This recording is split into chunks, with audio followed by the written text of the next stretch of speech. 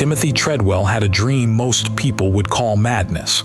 For 13 summers, he returned to the Katmai coast of Alaska, where he lived alone in a tent, not to study bears from a distance, but to be among them, to film them, to live as if he were one of them.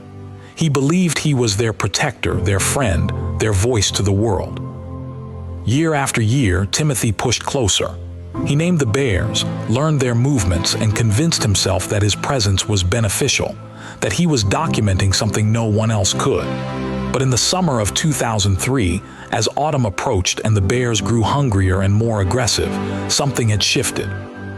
For the first time in years, Timothy was not alone. Amy Huguenard, his friend and the only person he allowed into his isolated world, had joined him at the camp in Katmai. She would later tell investigators that Timothy was on edge. The bears were acting differently this year. There was one bear, an old alpha male scarred from countless battles, probably around 28 years old. Timothy had nicknamed him, had filmed him countless times, believed he understood him. But in October, this bear's behavior turned predatory. He began stalking Timothy's camp. On October 4th, Timothy told Amy, "I'm hiding in the bushes and he just walked past me." He wasn't describing science. He was describing being hunted. October 5th dawned gray and cold. Timothy and Amy decided it was time to leave. The season was ending and something felt wrong. They began packing. The bear was out there somewhere. As they worked, Timothy felt it before he saw it. The massive shape emerged from the brush. He had minutes, maybe less. The bear charged. Timothy ran.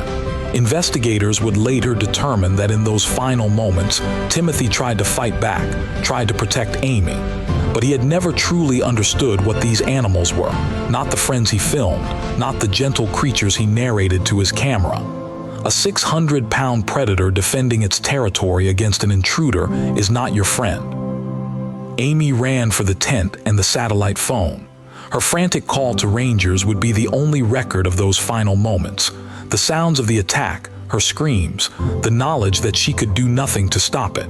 Help was hours away. She was alone in the wilderness with a predator that had just killed the only person she had with her. The bear, still enraged, attacked again and again. Timothy Treadwell, the man who believed he understood grizzlies better than anyone, died on the Alaskan tundra he loved. The bear then turned on Amy, who had locked herself in the tent. She too was killed. The next morning, when Timothy and Amy failed to check in, a float plane was sent to the camp. What authorities found would become one of Alaska's most infamous bear attack cases. Timothy Treadwell and Amy Huguenard were both dead. The bear was still in the area, calmly feeding. Park rangers shot and killed it. Timothy's cameras, always running, always recording, had captured the attack on audio. The footage would later be reviewed by investigators and documented filmmaker Werner Herzog. Herzog refused to ever let the world hear that audio, understanding that some things should remain private, should remain not spectacle. The investigation revealed what bear experts had always known. Timothy Treadwell, brilliant filmmaker though he was, had grossly misunderstood grizzly behavior. He had habituated bears to human presence, a fatal mistake. His camp was in bear territory during the season when bears were most desperate for food and most aggressive in defense of resources. He had broken every rule of wildlife safety. Timothy Treadwell's story became a documentary, Grizzly Man, that would reach millions, but not as a celebration, as a warning. His passion was real.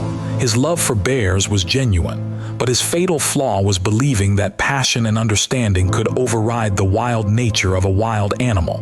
Grizzlies are not friends. They are not to be trusted, and the wilderness does not negotiate with those who refuse to respect its boundaries. Timothy Treadwell's name is remembered not as a hero of conservation, but as a cautionary tale. He died doing what he loved, but he died because he refused to listen to the one voice that mattered, the voice of the animal itself, telling him to leave. If you're watching this, like and follow for more stories of obsession, tragedy, and the thin line between passion and destruction. And remember, some animals are not meant to be befriended.